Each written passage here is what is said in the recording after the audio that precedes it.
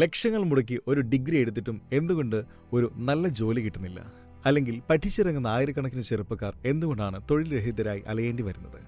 ഈ ചോദ്യങ്ങൾ നിങ്ങളെയും അലട്ടുന്നുണ്ടെങ്കിൽ നിങ്ങൾ ശരിയായ സ്ഥലത്താണ് എത്തിയിരിക്കുന്നത്. എല്ലാവർക്കും മോട്ടീവ്സ് മീഡിയയുടെ പുതിയൊരു വീഡിയോയിലേക്ക് സ്വാഗതം. ഇന്നത്തെ കാലത്ത് നമ്മുടെ എഡ്യൂക്കേഷൻ സിസ്റ്റവും അതുമായി ബന്ധപ്പെട്ട ജോബ് ഓപ്പർച്യൂണിറ്റീസും വലിയൊരു പ്രതിസന്ധി നേരിടുകയാണ്. വർഷങ്ങൾ കഷ്ടപ്പെട്ട് വലിയ തുക മുടക്കി നേടുന്ന പല ഡിഗ്രികളും ഒരു ജോലി പോലും ഉറപ്പാക്കാത്ത അവസ്ഥ. എന്തുകൊണ്ടാണ് ഇങ്ങനെ സംഭവിക്കുന്നത്?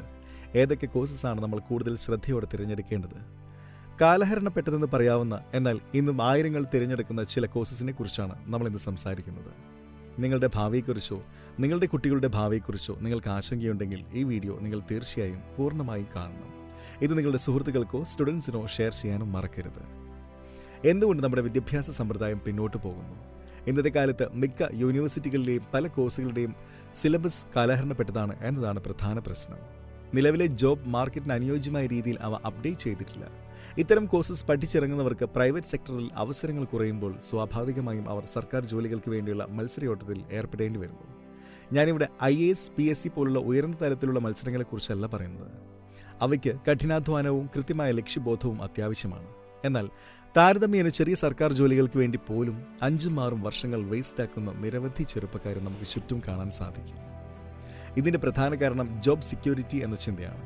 ഒരിക്കൽ ജോലി കിട്ടിയാൽ പിന്നെ വലിയ അധ്വാനമൊന്നും കൂടാതെ മുന്നോട്ട് പോകാം, പിരിച്ചുവിടില്ല എന്നൊരു മെന്റാലിറ്റി പലർക്കുമുണ്ട്. സ്വന്തം കഴിവിൽ പൂർണ്ണ വിശ്വാസമില്ലാത്തതും മാറിക്കൊണ്ടിരിക്കുന്ന ലോകത്തിനനുസരിച്ച് പുതിയ സ്കിൽസ് നേടാൻ തയ്യാറാവാത്തതുമാണ് പലപ്പോഴും ഈ ജോബ് സെക്യൂരിറ്റിക്ക് പിന്നാലെ പോകാൻ അവരെ പ്രേരിപ്പിക്കുന്നത്. പ്രസക്തി നഷ്ടപ്പെടുന്ന ട്രഡീഷണൽ കോഴ്സസ്. ഈ സാഹചര്യത്തിലാണ് പലരും BCom, MCom, MSc പോലുള്ള ട്രഡീഷണൽ കോഴ്സിലേക്ക് ആകർഷിക്കപ്പെടുന്നത്. എന്നാൽ ഇവിടെ യഥാർത്ഥ പ്രാക്ടിക്കൽ വാല്യൂ പലപ്പോഴും അവർ മനസ്സിലാക്കുന്നില്ല. കാലത്തിനനുസരിച്ച് സിലബസ് പരിഷ്കരിക്കാത്തതുകൊണ്ട് തന്നെ ഇത്തരം മാസ്റ്റേഴ്സ് ഡിഗ്രി അല്ലെങ്കിൽ PG ഡിഗ്രീസും പ്രസക്തമായി ഇന്ന് ഗണ്യമായി കുറഞ്ഞു വരികയാണ്. MCom, MSc പോലുള്ള PG ഡിഗ്രീസിനെ കുറിച്ച് എന്തു പറയാനാണ്? ഒരു കാലത്ത് ഈ കോഴ്സസിന് മികച്ച ജോബ് പ്രോസ്പെക്ടസ് ഉണ്ടായിരുന്നു. എന്നാൽ അതിവേഗം മാറിക്കൊണ്ടിരിക്കുന്ന ഇന്നത്തെ തൊഴിൽ ലോകത്ത് മിക്ക യൂണിവേഴ്സിറ്റികളിലും ഈ കോഴ്സുകളുടെ സിലബസ് കാലോചിതമായി അപ്ഡേറ്റ് ചെയ്യുന്നില്ല എന്നതാണ് ദുഃഖകരമായ യാഥാർത്ഥ്യം.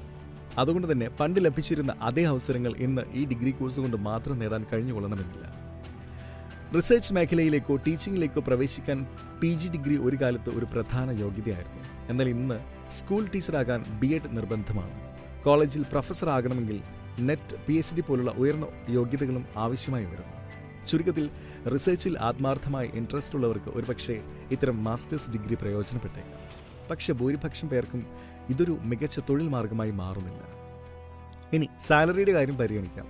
ഒരു ഫ്രഷർ എന്ന നിലയിൽ BCom കഴിഞ്ഞ ഒരാൾക്ക് ലഭിക്കുന്ന സ്റ്റാർട്ടിംഗ് സാലറിയും അതിനുശേഷം 2 വർഷം കൂടി MComനായി ചിലവഴിച്ച് ജോലിക്ക് പ്രവേശിക്കുന്ന ഒരാൾക്ക് ലഭിക്കുന്ന സാലറിയും തമ്മിൽ പലപ്പോഴും വലിയൊരു വ്യത്യാസമൊന്നും കാണാറില്ല. ഒരുപക്ഷെ 1000-ഓ 2000-ഓ രൂപയുടെ ചെറിയൊരു ഡിഫറൻസ് ഉണ്ടായേക്കാം. എന്നാൽ ഈ ചെറിയൊരു സാലറി ഹൈക്കിന് വേണ്ടി വിലപ്പെട്ട 2 വർഷവും വലിയൊരു തുകയും അധികമായി ചിലവഴിക്കുന്നത് എത്രത്തോളം സെൻസിബിൾ ആണെന്ന് ഓരോരുത്തരും ചിന്തിക്കേണ്ടിയിരിക്കുന്നു. എൻ്റെ എക്സ്പീരിയൻസിൽ നിന്നും നിരവധി ഉദ്യോഗാർത്ഥികളുമായി നടത്തിയ ഇൻ്റർവ്യൂസിൽ നിന്നും മനസ്സിലാക്കിയ ഒരു യാഥാർത്ഥ്യമാണിത്. അതേസമയം ഡൽഹി യൂണിവേഴ്സിറ്റി, മദ്രാസ് യൂണിവേഴ്സിറ്റി പോലുള്ള മികച്ച ദേശീയ യൂണിവേഴ്സിറ്റീസിൽ നിന്നോ മറ്റ് റെപ്യൂട്ടഡ് ഇൻസ്റ്റിറ്റ്യൂഷനിൽ നിന്നോ ആണ് നിങ്ങൾ മാസ്റ്റേഴ്സ് ഡിഗ്രി ചെയ്യുന്നതെങ്കിൽ അതിന് അതിൻ്റേതായ വാല്യൂ ഉണ്ട്. അത്തരം സ്ഥാപനങ്ങളിലെ പഠന നിലവാരവും ലഭിക്കുന്ന എക്സ്പോഷറും ജോബ് ഓപ്പർച്യൂണിറ്റീസും തീർച്ചയായും വ്യത്യസ്തമായിരിക്കും. അതിനൊരിക്കലും വില കുറച്ച് കാണുന്നില്ല. ഇനി വളരെയധികം പ്രചാരത്തിലുള്ള ചില കോഴ്സിൻ്റെ അവസ്ഥ പരിശോധിക്കാം. Number 1, engineering. ലക്ഷങ്ങൾ മുടക്കി എഞ്ചിനീയറിംഗ് ഡിഗ്രി നേടിയിട്ടും പഠിച്ച ഫീൽഡുമായി ബന്ധപ്പെട്ട ജോലി ലഭിക്കാതെ വിഷമിക്കുന്ന എത്രയോ ചെറുപ്പക്കാർ നമുക്കിടയിലുണ്ട്. സ്റ്റാറ്റിസ്റ്റിക്സ് വ്യക്തമാക്കുന്നത് ഏകദേശം 80% എഞ്ചിനീയറിംഗ് ഗ്രാജുവേറ്റ്സിനും അവരുടെ കോർ ഫീൽഡിൽ ജോലി ലഭിക്കുന്നില്ല എന്നതാണ്. നിലവാരമില്ലാത്ത എഞ്ചിനീയറിംഗ് കോളേജസിന്റെ അതിപ്രസരവും ജോബ് മാർക്കറ്റിന് ആവശ്യമില്ലാത്ത ഔട്ട്ഡേറ്റഡ് സിലബസും തന്നെയാണ് ഇതിലെ പ്രധാന വില്ലന്മാർ. Number 2, BCA, bachelor of computer application. പല യൂണിവേഴ്സിറ്റികളിലും ഈ കോഴ്സിന്റെ സിലബസ് അപ്ഡേറ്റ് ചെയ്തിട്ടില്ല എന്നതാണ് പ്രധാന പോരായ്മ. ബേസിക് കമ്പ്യൂട്ടർ നോളജ്, കാലഹരണപ്പെട്ട പ്രോഗ്രാമിംഗ് ലാംഗ്വേജസ്, ഇന്റർനെറ്റിന്റെ പ്രാഥമിക ഉപയോഗങ്ങൾ എന്നിവയ്ക്കാണ് പലപ്പോഴും പഠിപ്പിക്കുന്നത്. ഇതിൽ ഭൂരിഭാഗം കാര്യങ്ങളും ഇന്ന് യൂട്യൂബ് പോലുള്ള പ്ലാറ്റ്ഫോമിൽ നിന്നും മറ്റും ഓൺലൈൻ കോഴ്സിലൂടെയും വളരെ കുറഞ്ഞ സമയം കൊണ്ട് സൗജന്യമായോ ചെറിയ ഫീ നൽകിയോ ആർക്കും പഠിച്ചെടുക്കാവുന്നതാണ്.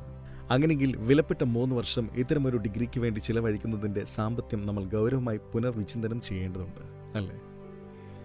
Number 3, BBM, BBA. ഇതൊരു ഡിഗ്രി കോഴ്സാണ്. ഒരു MBAയിൽ നിന്ന് ലഭിക്കുന്ന അത്ര ആഴത്തിലുള്ള അറിവോ വൈദഗ്ധ്യമോ ഇതിൽ നിന്ന് പ്രതീക്ഷിക്കാനാവില്ല.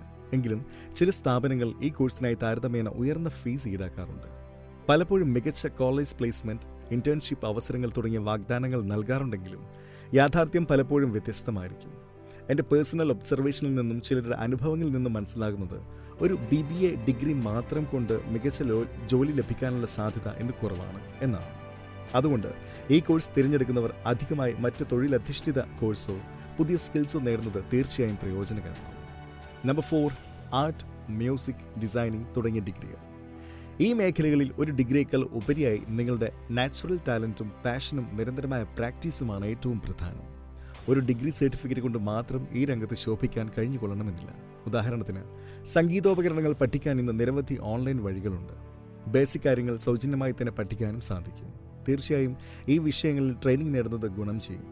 എന്നാൽ ഒരു ഡിഗ്രി മാത്രമാണ് വിജയത്തിലേക്കുള്ള കീ എന്ന് കരുതുന്നത് ശരിയല്ല. നിങ്ങളുടെ കഴിവും പാഷനുമാണ് ഇവിടെ പ്രധാനം.